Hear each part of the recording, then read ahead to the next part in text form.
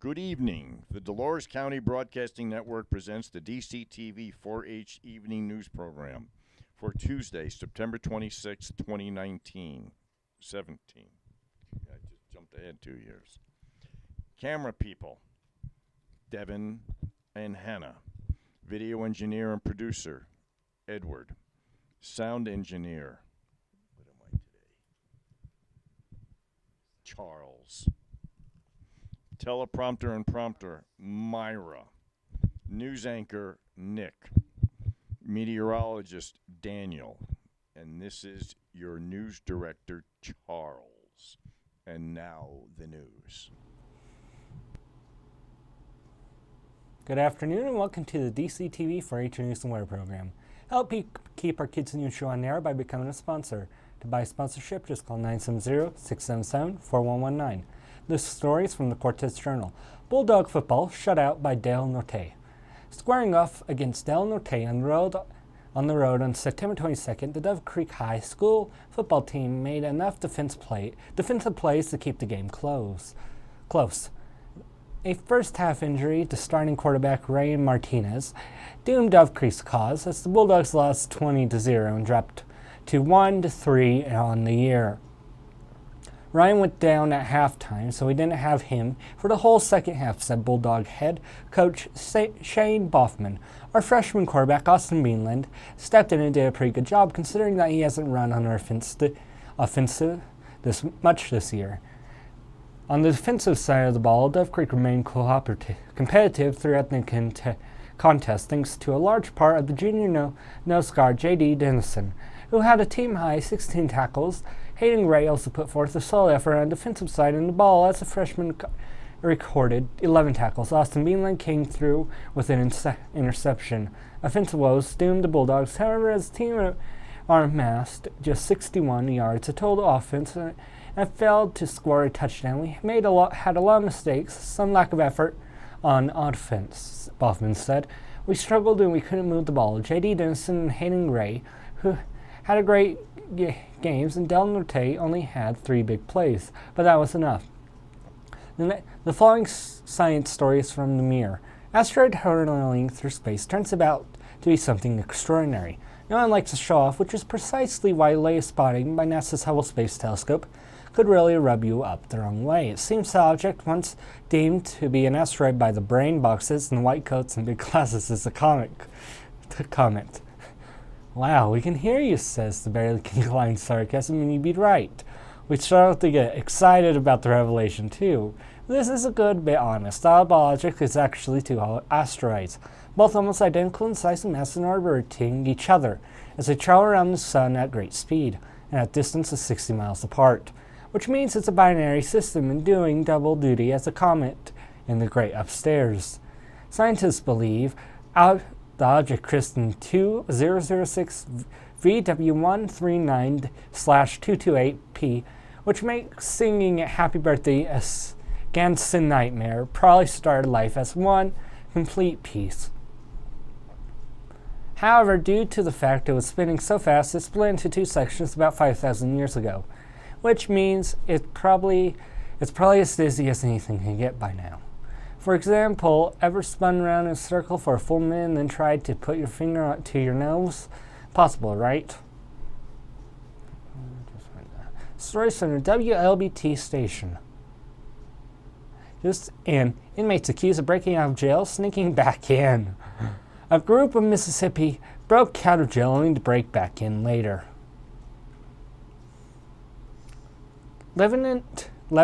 Levante Ellington, Travis Baker, Maurice Robertson, and Jacquees Williams jumped the fence of the Holmes-Humphreys County Correctional Facility and broke into a Dollar General store less than a mile away.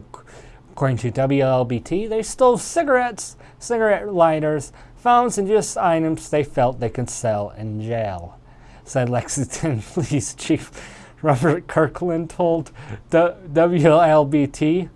You're already in jail, but you want to break out and break back in, Kirkland told WLBT. That is just something. I heard it all.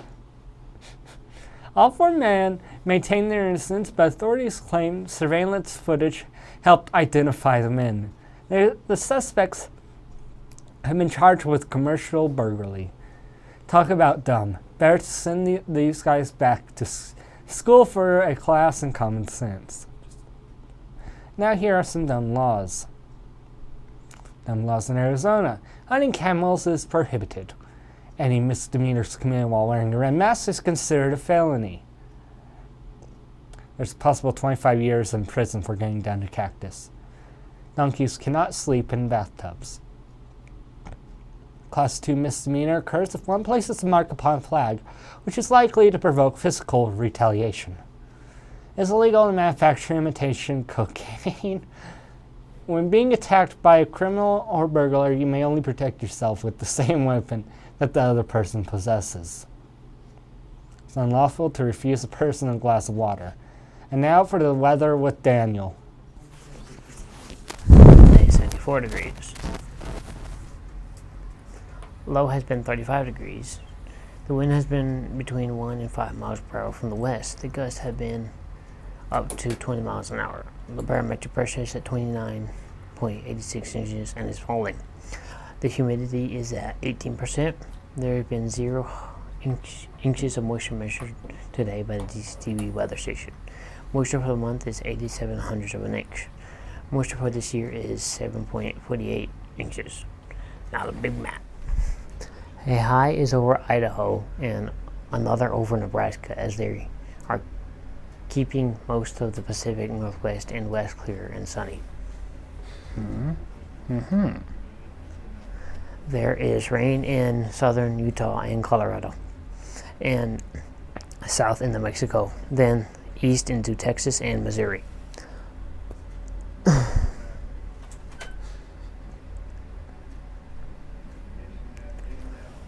Flash flooding is possible in Texas. More rain is coming down in southeast Wisconsin and northern Michigan and into Indian Canada.